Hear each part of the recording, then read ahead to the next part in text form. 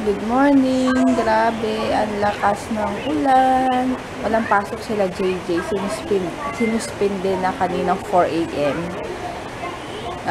Naabutan, ay nag-alarm pa nga ako. Tapos buti na lang gising pa si Papa para sabihin niya na nagsuspend na yung school ni JJ. Kaya diretso tulog kami. Ayun, grabe lakas ng ulan. Baha na raw sa may Marikina at bandang Antipolo, ibang lugar. Yes, baby, oh. Ito nga, mainit na naman. Bakit, baby? Ay, ayaw mo. O, sige, babay na tayo. Later na lang. May sumpo. Grabe, ang lakas ng ulan. So, sa may Marikina, mapaw na raw yung ilog. Kaya, buong Marcos Highway, baha na. Basta baha na banda doon, papuntang SM Marikina, lubog na. Buti na lang yung lugar namin, mataas. Kasi hindi kami inaabot. Kasi paglabas mo doon, baha. Kasi pag dito nagbaha, baha na buong palibot niya talaga. Kasi mataas dito. Pero hindi naman kami as in sa tuktok ng Antipolo nakatira. Bago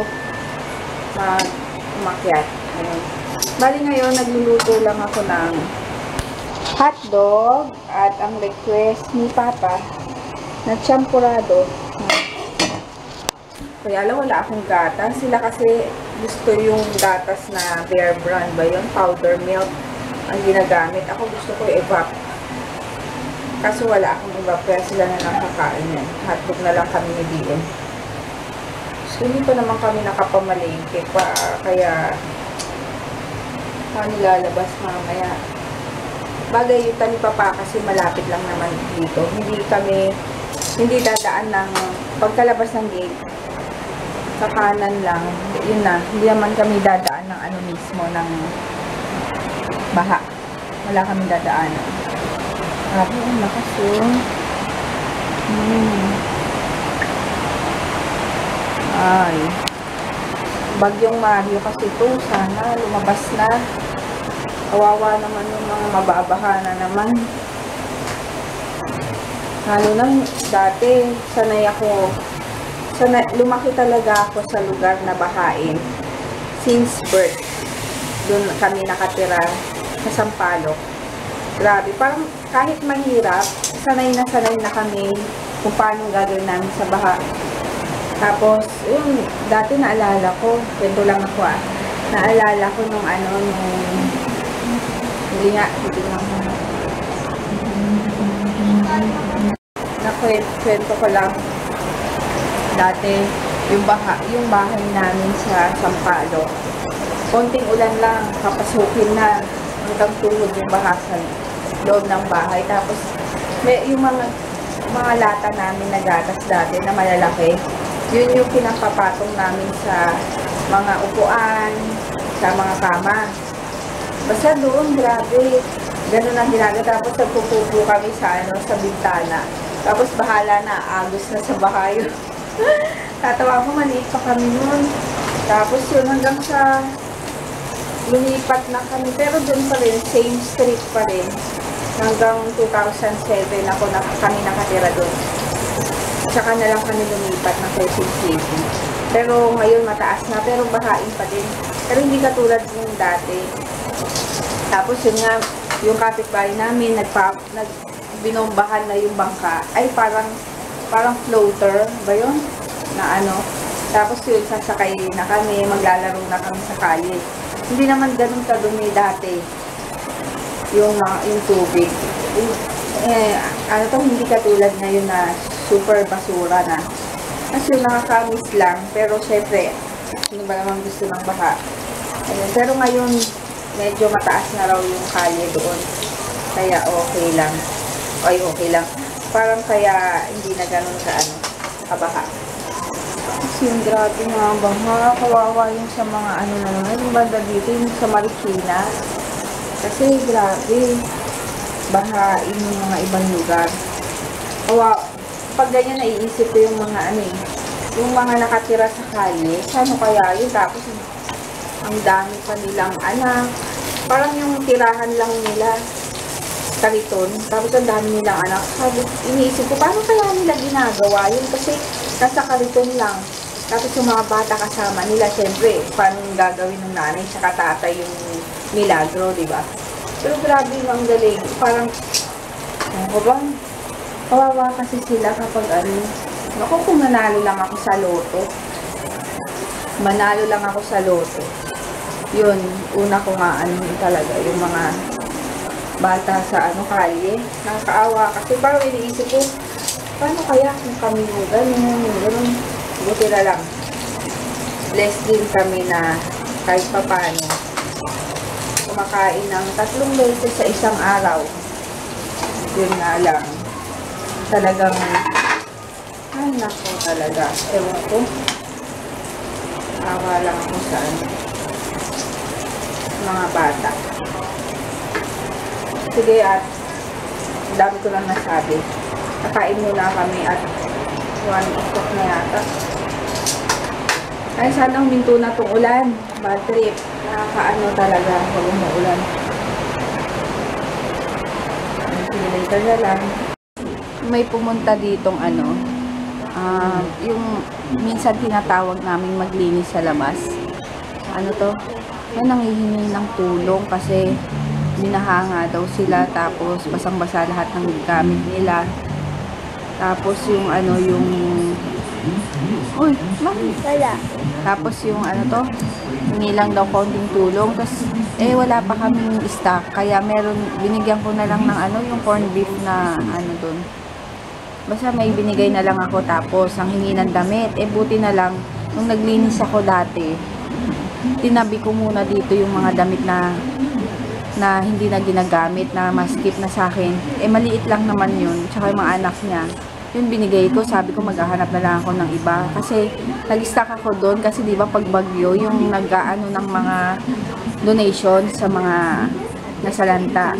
Ayun, nakailang ano na ako noon.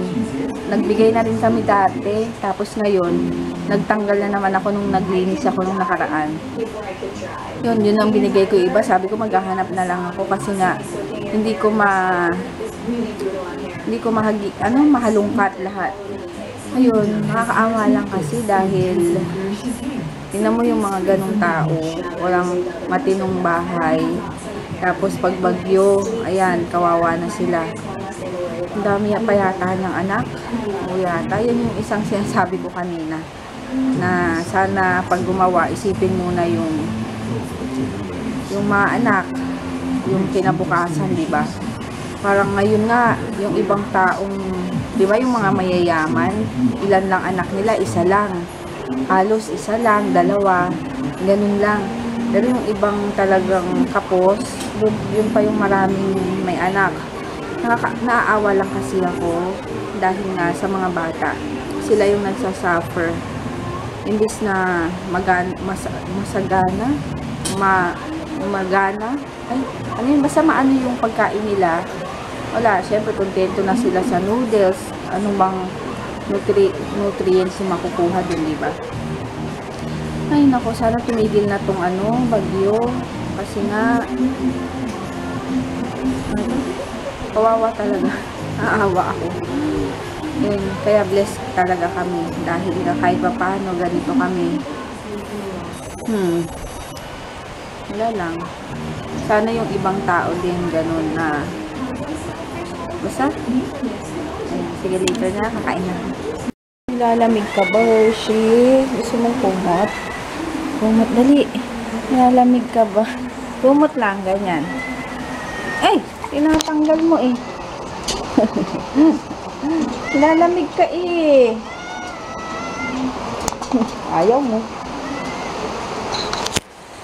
Nilalamig ka, nanginginig ka, nakikita ko eh. Ikaw, ano, kanina ka pang yung ah. Bakit, Hershey? Naman. Grabe, lakas ng ulan, oh. Natin sa labas.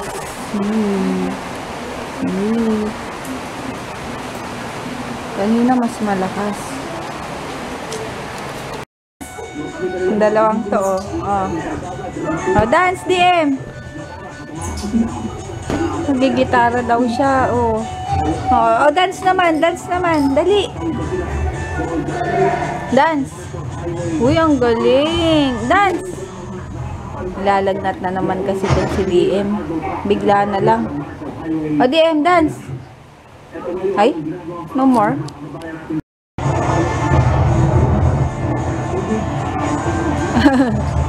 Dance. DM. DM, o, DM.